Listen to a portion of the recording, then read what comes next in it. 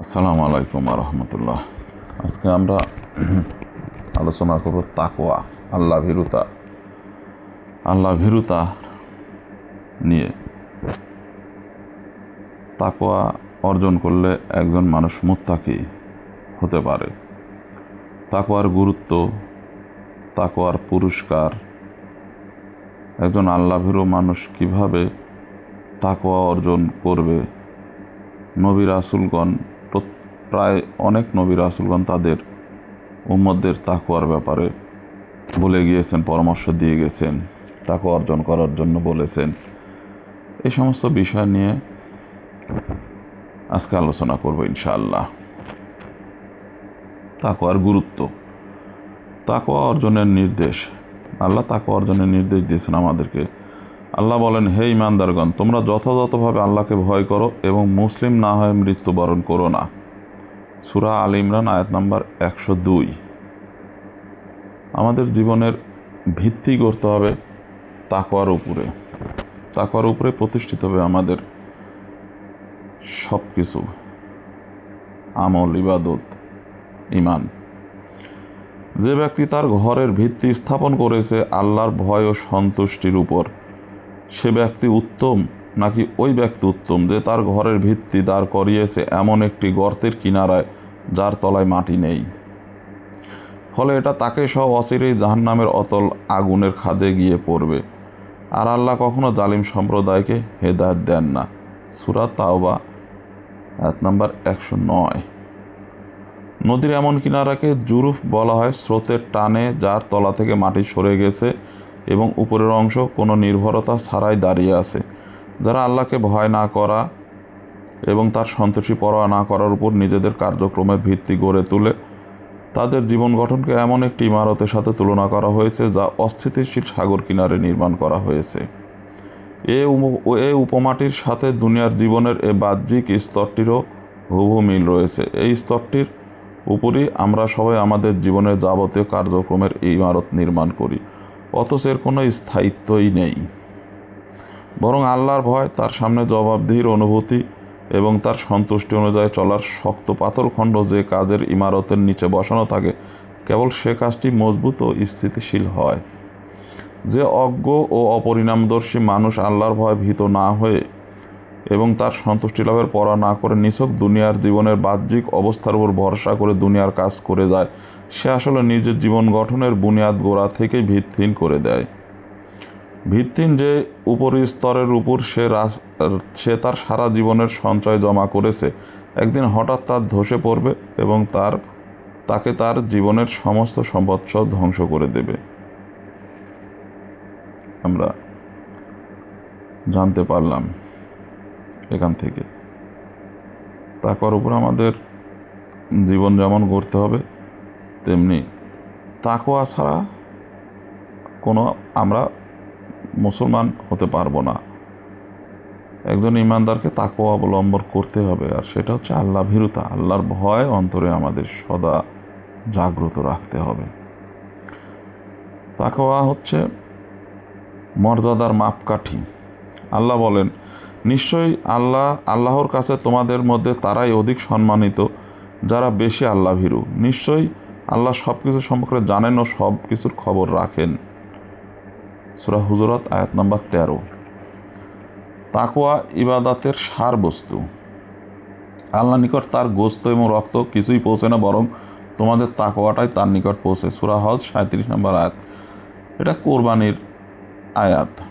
আল্লাহ বলেন, তোমরা যে কোরবানি করো তার গোশত আর রক্ত তো আমার কাছে পৌঁছায় না, আমার কাছে পৌঁছায় তোমাদের তাকওয়া। আমি দেখি তোমাদের তাকওয়া কেমন। এটাই হচ্ছে আল্লাহর এই কথা বলার এখানে মূল সেটা হচ্ছে যে আল্লাহর তো কোরবানির গোশত এবং রক্তের কোনো প্রয়োজন নাই। আল্লাহ আমাদের দেখেন যে আমাদের তাকওয়া কার কতটুকু। এই কোরবানির মাধ্যমে আল্লাহ আমাদের একটা পরীক্ষা নিয়ে নেন, তাকওয়ার একটা পরীক্ষা নিয়ে নেন। দেখেন, তাকওয়া দ্বারা আল্লাহর রহমতও লাভ করা যায়। আমার দয়া প্রত্যেক বস্তুতে ব্যাপ্ত, সুতরাং আমি সেটা তাদের জন্য নির্ধারিত করব যারা তাকওয়া অবলম্বন করে, যাকাত দেয় এবং আমার নিদর্শন সময়ের প্রতি বিশ্বাস স্থাপন করে। সূরা আরাফ 156 নম্বর আয়াত।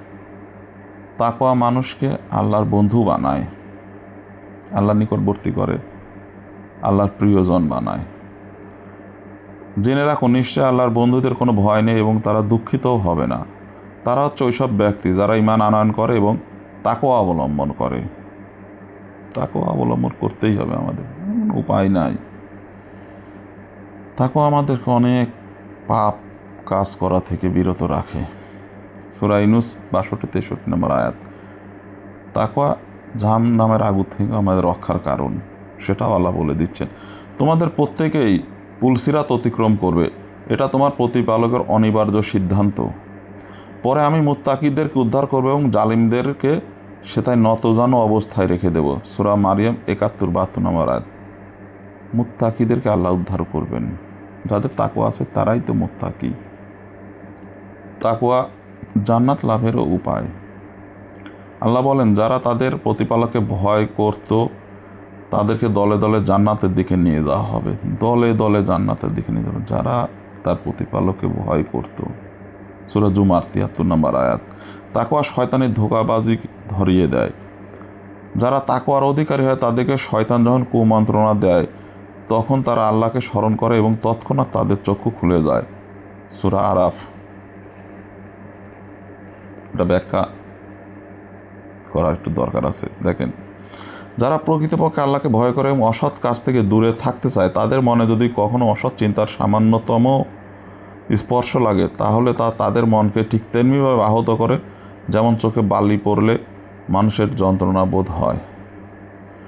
তাদের বিবেক জেগে ওঠে এবং তার অসৎ প্রবণতার এই ধুলো মাটি ঝেড়ে ফেলার কাজে লেগে যায়। তাকওয়া সত্য মিথ্যা যাচাইয়ের কোষ্ঠী পাথর। হে মুমিনগণ, যদি তোমরা আল্লাহকে ভয় করো তবে আল্লাহ তোমাদেরকে ন্যায় অন্যায় পার্থক্য করার শক্তি দেবেন, তোমাদের পাপ মোচন করবেন এবং তোমাদেরকে ক্ষমা করবেন। আল্লাহ অতিশয় দয়ালু। সূরা আনফাল আয়াত নম্বর 29। যদি তোমরা দুনিয়ায় আল্লাহকে ভয় করে কাজ করতে থাকো তাহলে তিনি তোমাদের মধ্যে এমন পার্থক্যকারী শক্তি সৃষ্টি করে দেবেন যার ফলে তোমরা পদে পদে জানতে পারবে যে কোন কর্মনীতিটা ভুল এবং কোনটা নির্ভুল। জীবনের প্রতিটি পদক্ষেপে তোমাদের অন্তর্দৃষ্টি বলে দেবে যে কোন দিকে চলা উচিত এবং কোন দিকে চলা উচিত নয়, কোনটি প্রকৃত সত্যের পথ যা আল্লাহর দিকে নিয়ে যায় এবং কোনটি মিথ্যা অসত্যের পথ যা শয়তানের সাথে সম্পর্ক জুড়ে দেয়। আমাদের এমন কাজ করা যাবে না যেটা শয়তানের সাথে সম্পর্ক জুড়ে দেয়। আমাদেরকে সতর্ক থাকতে হবে সর্বদা। শয়তান আমাদের প্রকাশ্য শত্রু, এ কথাটা আল্লাহই বলেছেন। অতএব সাবধান থাকতে হবে, সতর্ক থাকতে হবে শয়তানের ব্যাপারে। তাকওয়া উন্নতি লাভের উপায়। দেখেন, তাকওয়ার কত গুণ, তাকওয়ার মধ্যে কত মঙ্গল এক এক করে আমরা জানতে পারছি। যদি সেসব জনপদের অধিবাসীরা ঈমান আনত ও তাকওয়া অবলম্বন করত তবে আমি তাদের জন্য আসমান আর জমিনের সকল কল্যাণ উন্মুক্ত করে দিতাম, কিন্তু তারা প্রত্যাখ্যান করেছিল। সুতরাং তাদের কৃতকর্মের জন্য তাদেরকে শাস্তি দিয়েছি। সূরা আরাফ আয়াত নাম্বার 96। সকল নবীরা অনেক নবী রাসূলগণই তার উম্মতদের তাকওয়ার দাওয়াত দিয়ে গেছেন, তাকওয়ার কথা বলে গেছেন, তাকওয়ার পথে আহ্বান করেছেন। সেটা নিয়েও আলোচনা করব। নূহ আলাইহিস সালামের দাওয়াত কেমন ছিল সেটাও আসছে কোরআনের মধ্যে। নূহের সম্প্রদায় রাসূলগণের প্রতি মিথ্যারোপ করেছিল। যখন তাদের ভাই নূহ তাদেরকে বললেন, তোমরা কি আল্লাহকে ভয় করবে না? আমি তো তোমাদের জন্য এক বিশ্বস্ত রাসূল, অতএব তোমরা আল্লাহকে ভয় করো এবং আমার আনুগত্য করো। সূরা শুআরা 105-108 নম্বর আয়াত। হুদ আলাইহিস সালামের দাওয়াত। আদ সম্প্রদায় রাসূলগণকে মিথ্যারোপ করেছিল। যখন তাদের ভাই হুদ তাদেরকে বললেন, তোমরা কি আল্লাহকে ভয় করবে না? আমি তো তোমাদের জন্য এক বিশ্বস্ত রাসূল, অতএব তোমরা আল্লাহকে ভয় করো এবং আমার আনুগত্য করো। সূরা শুআরা 123 থেকে 126 নম্বর আয়াত। সালেহ আলাইহিস সালামের দাওয়াত। সামুদ সম্প্রদায় রাসূলগণকে মিথ্যারোপ করেছিল। যখন তাদের ভাই সালেহ তাদেরকে বললেন, তোমরা কি আল্লাহকে ভয় করবে না? আমি তো তোমাদের জন্য এক বিশ্বস্ত রাসূল, অতএব আল্লাহকে ভয় করো এবং আমার আনুগত্য করো। সূরা শুআরা 141 থেকে 144 নম্বর আয়াত। একইভাবে লূত আলাইহিস সালামও তাদের সম্প্রদায়কে দাওয়াত দিয়েছিলেন। লূতের সম্প্রদায় রাসূলগণকে মিথ্যারোপ করেছিল। যখন তাদের ভাই লূত তাদেরকে বললেন, তোমরা কি আল্লাহকে ভয় করবে না? আমি তো তোমাদের জন্য এক বিশ্বস্ত রাসূল, সুতরাং তোমরা আল্লাহকে ভয় করো এবং আমার আনুগত্য করো। শুআরা 160 থেকে 163 নম্বর আয়াত। শুআয়ব আলাইহিস সালামও একইভাবে তার সম্প্রদায়কে তাকওয়ার দাওয়াত পৌঁছে দিয়েছিলেন। আইকাবাসীরা রাসূলগণকে মিথ্যারোপ করেছিল। যখন শুআয়ব তাদেরকে বলেছিলেন, তোমরা কি আল্লাহকে ভয় করবে না? আমি তো তোমাদের জন্য এক বিশ্বস্ত রাসূল, সুতরাং তোমরা আল্লাহকে ভয় করো এবং আমার আনুগত্য করো। সূরা শুআরা 176 থেকে 179 নম্বর আয়াত। ইলিয়াস আলাইহিস সালাম বলেন, নিঃসন্দেহে ইলিয়াসও ছিলেন রাসূলদের মধ্যে অন্যতম। স্মরণ করো যখন তিনি তার সম্প্রদায়কে বলেছিলেন, তোমরা কি আল্লাহকে ভয় করবে না? সূরা সফফাত 123-24। মুসা আলাইহিস সালামও দাওয়াত দিয়েছিলেন একইভাবে, সেটাও আল্লাহ উল্লেখ করেছেন।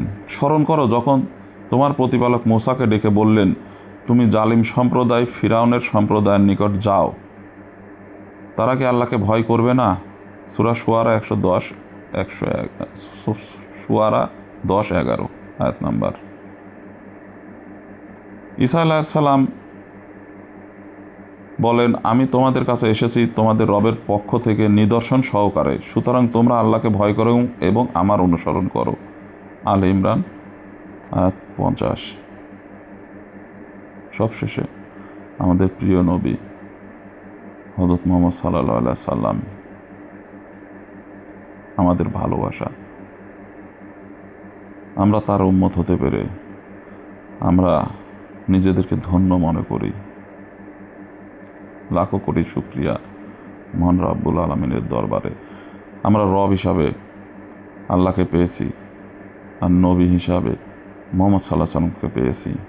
আলহামদুলিল্লাহ, আমরা মুহাম্মদ সাল্লাল্লাহু আলাইহি সাল্লামের উম্মত। আল্লাহ বলেন, তুমি কি দেখেছো যদি তিনি সৎপথে থাকেন অথবা আল্লাহ ভীতি শিক্ষা দেন, তবে এটা কতই না ভালো হতো। সূরা আলাক আয়াত 11-12। আমরা জানলাম বিভিন্ন নবী রাসূলগণ তাদের সম্প্রদায়কে তাকওয়ার দাওয়াত দিয়েছেন, আল্লাহ ভীতির দিকে আহ্বান করেছেন। তাকওয়ার পুরস্কার, নিশ্চয়ই তাকওয়ার পুরস্কার আছে, আর সেটা আমাদের জন্য অনেক কিছু। এই তাকওয়ার পুরস্কার আল্লাহ আমাদের কিভাবে দিবেন সেটা আমরা জানার চেষ্টা করব এখন। আল্লাহ মুত্তাকিদেরকে ভালোবাসেন। আল্লাহ মুত্তাকিদেরকে ভালোবাসেন। মুত্তাকিরা তো আল্লাহরই উম্মত, মুত্তাকিরা তো আল্লাহরই বান্দা। নিশ্চয়ই আল্লাহ মুত্তাকিদেরকে ভালোবাসেন। সূরা তাওবা 7 আয়াত নাম্বার 7। জেনে রেখো আল্লাহ মুত্তাকিদের সঙ্গেই রয়েছেন। সূরা তাওবা 36। নিশ্চয় আল্লাহ মুত্তাকিদেরকে ভালোবাসেন। সূরা তাওবা আয়াত নাম্বার 7। আল্লাহ তাদেরই সঙ্গে আছেন যারা তাকওয়া অবলম্বন করে এবং যারা সৎকর্ম পরায়ণ। সূরা নাহল 128। অতঃপর যারা মুমিন ও মুত্তাকি ছিল তাদেরকে আমি উদ্ধার করেছি। সূরা নামল আয়াত নাম্বার 53। যে আল্লাহকে ভয় করে আল্লাহ তার পথ বের করে দেন, সংকট থেকে বের হওয়ার পথ বের করে দেন। সূরা তালাক আয়াত নাম্বার 2। আল্লাহ মুত্তাকিদের কাজকর্ম সহজ করে দেন। যে আল্লাহকে ভয় করে আল্লাহ তার কাজকর্ম সহজ করে দেন। সূরা তালাক আয়াত নাম্বার 4। যে আল্লাহকে ভয় করে তিনি তার পাপ মোচন করবেন এবং তাকে মহাপুরস্কারে ভূষিত করবেন। আল্লাহ আমাদেরকে মুত্তাকি হওয়ার জন্যে আল্লাহ আমাদেরকে কতভাবে বোঝাচ্ছেন জান্নাতের দিকে।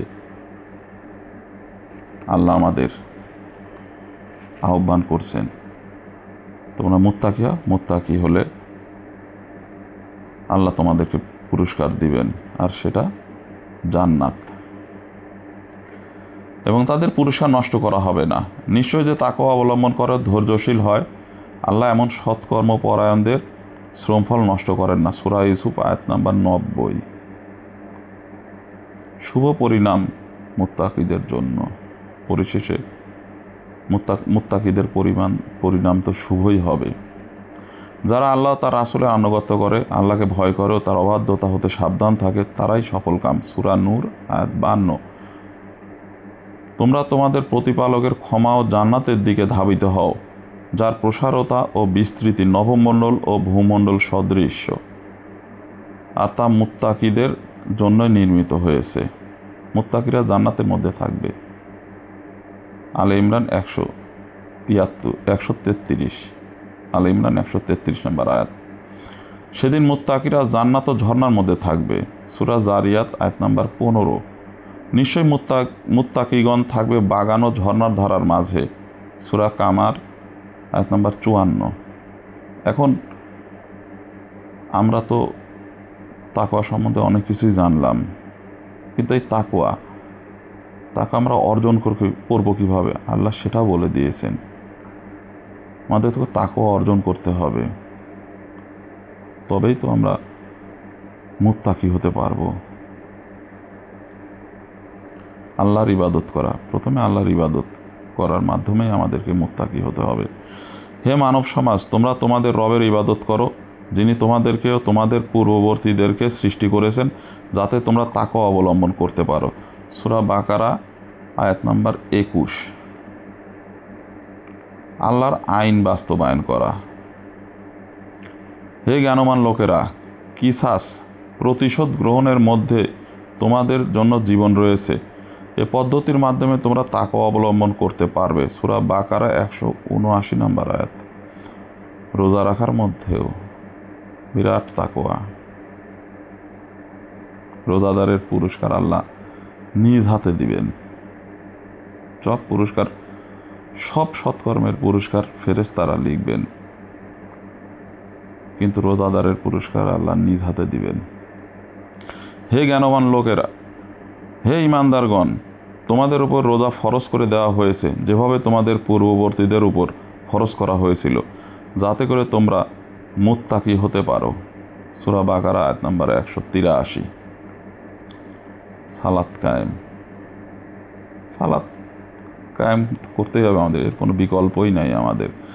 কারণ কিয়ামতের দিন আল্লাহ সুবহানাহু ওয়া তাআলা আমাদের প্রথম হিসাবই নেবেন সালাতের, নামাজ। যার নামাজ ঠিক হবে তার সব কিছুই ঠিক হয়ে যাবে ইনশাআল্লাহ। অতএব সালাত কায়েমের কোনো বিকল্প নাই, অন্য কোনো উপায় নাই। সালাত রাসূলুল্লাহ সাল্লাল্লাহু আলাইহি সাল্লামের বাণী, জীবনের শেষের দিকে এসে সালাত কায়েম করো এবং আল্লাহকে ভয় করো। তিনি তো সেই সত্তা যার নিকট তোমাদেরকে সমবেত করা হবে। সূরা আনাম আয়াত নাম্বার 72। কোরআন বুঝে পড়া। আমরা কোরআন পড়ি, এমন একটা সময় আসবে যখন আমরা কোরআন পড়ব, কিন্তু আমাদের কোরআন এই পাঠ কণ্ঠনালীর নিচে নামবে না। সেদিন আসার আগেই আমাদেরকে সৎ কাজের দিকে ধাবিত হতে হবে। কোরআন আমাদেরকে বুঝেই পড়তে হবে, কারণ কোরআন কিয়ামতের দিন, নবী সাল্লাল্লাহু আলাইহি ওয়াসাল্লাম বলেছেন, কোরআন কিয়ামতের দিন হয় তোমার পক্ষে নাহলে তোমার বিপক্ষে অবস্থান নেবে। অতএব আমাদেরকে সতর্ক হতে হবে কোরআন পাঠ করার ব্যাপারে। কোরআন পাঠ করতে হবে সুমধুর কণ্ঠে। এ কোরআন আরবি ভাষা অবতীর্ণ করা হয়েছে, এতে বিন্দুমাত্র বক্রতা নেই। এর মাধ্যমে তারা তাকওয়া অর্জন করতে পারবে। সূরা জুমার আয়াত নাম্বার 28। সত্যবাদীদের সঙ্গে থাকতে হবে আমাদেরকে, মিথ্যা এড়ায় চলতে হবে। মিথ্যা পাপের জননী। একটা মিথ্যা অনেকগুলো মিথ্যাকে আহ্বান করে। একটা মিথ্যা ঢাকতে অনেকগুলো মিথ্যা বলতে হয় আমাদের। মিথ্যা পরিহার করে চলতে হবে। হে মুমিনগণ, তোমরা আল্লাহকে ভয় করো এবং সত্যবাদীদের অন্তর্ভুক্ত হও। সূরা তাওবা 119 নম্বর আয়াত। সঠিক পথের অনুসরণ করা। এ পথই আমার সরল পথ, সুতরাং তোমরা এরই অনুসরণ করো এবং বিভিন্ন পথ অনুসরণ করো না, নতুবা তোমাদেরকে তার পথ হতে বিচ্ছিন্ন করে দেওয়া হবে। এভাবে আল্লাহ তোমাদেরকে নির্দেশ দিয়েছেন যাতে করে তোমরা তাকওয়া অর্জন করতে পারো। সূরা আনাম আয়াত 153। রাসূলের সুন্নাতের অনুসরণ করা। রাসূল সাল্লাল্লাহু আলাইহি সাল্লামকে অনুসরণ যেমন করতে হবে, তার আনুগত্য করতে হবে আমাদেরকে। কোরআনের অনেক আয়াতে আল্লাহ বলেছেন তোমরা রাসূলের আনুগত্য করো, তোমরা রাসূল অনুসরণ করো। রাসূলের মধ্যে তোমাদের জন্য রয়েছে উত্তম আদর্শ। নিঃসন্দেহে রাসূল সাল্লাল্লাহু আলাইহি সাল্লাম মহামানব এবং তার মধ্যেই উত্তম আদর্শ রয়েছে আমাদের জন্য। রাসূল তোমাদেরকে যা দেয় তা তোমরা গ্রহণ করো এবং যা হতে তোমাদেরকে নিষেধ করে তা হতে বিরত থাকো, আর তোমরা আল্লাহকে ভয় করো। নিশ্চয়ই আল্লাহ শাস্তিদানে অত্যন্ত কঠোর। সূরা হাশর আয়াত নম্বর 7। তাকওয়া মহিলাদের পর্দার মধ্যেও আছে। পর্দার বিধান মেয়েদেরকে মেনে চলতেই হবে। হে নবীর স্ত্রীগণ, তোমরা কোনো সাধারণ স্ত্রী লোকের মতো নও। যদি তোমরা আল্লাহকে ভয় করো তবে পরপুরুষের সাথে কথা বলার সময় এমনভাবে কোমল কণ্ঠে কথা বলবে না যাতে করে যার অন্তরে কুপ্রবৃত্তির রোগ রয়েছে সে লালায়িত হয়। আর তোমরা কথা বলার সময় ন্যায়সঙ্গত কথা বলবে। তোমরা নিজেদের ঘরে অবস্থান করবে এবং প্রাথমিক জাহেলি যুগের ন্যায় নিজেদেরকে প্রদর্শন করে বেড়াবে না। সূরা আহজাব 32-33 নাম্বার আয়াত। হে ঈমানদারগণ, তোমরা আল্লাহকে ভয় করো এবং সঠিক কথা বলো। সঠিক কথা বলো। সূরা আহজাবের 70 নম্বর আয়াত। কিয়ামতের ভয়ঙ্কর অবস্থাকে ভয় করা। হে মানুষ, তোমরা তোমাদের প্রতিপালককে ভয় করো। নিশ্চয়ই কিয়ামতের প্রকম্পন খুবই ভয়ঙ্কর। নিজের আমল নিয়ে চিন্তা ভাবনা করা। আমাদেরকে নিজের আমল নিয়ে চিন্তা ভাবনা করতে হবে এবং পর্যায়ক্রমে উন্নত করতে হবে আমাদের আমল, আমাদের ইবাদত। রাসূলুল্লাহ সাল্লাল্লাহু আলাইহি সাল্লামের তরিকায় আমাদের আমল ইবাদত করতে হবে, শুধুমাত্র মুহাম্মদ সাল্লাল্লাহু আলাইহি সাল্লামের তরিকা, তাছাড়া কোনো উপায় নাই। আল্লাহ রাসূলুল্লাহ সাল্লাল্লাহু আলাইহি সাল্লামের তরিকায় যদি আমরা আমল না করি, অন্য কোনো আমল আল্লাহ কবুল করবেন না। হে মুমিনগণ, তোমরা আল্লাহকে ভয় করো। প্রত্যেক মানুষেরই ভেবে দেখা উচিত যে সে আগামীকালের জন্য কি পাঠিয়েছে। এই আগামীকাল বলতে কিয়ামত বোঝানো হচ্ছে। আর তোমরা আল্লাহকে ভয় করো, নিশ্চয়ই তোমরা যা করো আল্লাহ সে সম্পর্কে সর্বাধিক অবহিত। সূরা হাশর আয়াত নাম্বার 18। আমরা তাকওয়ার সব দিকই জানার চেষ্টা করলাম। একজন মানুষ তখনই মুত্তাকি হতে পারবে যখন সে তাকওয়া অবলম্বন করতে পারবে। আল্লাহ আমাদের মুত্তাকি হওয়ার তৌফিক দান করুন। আমিন।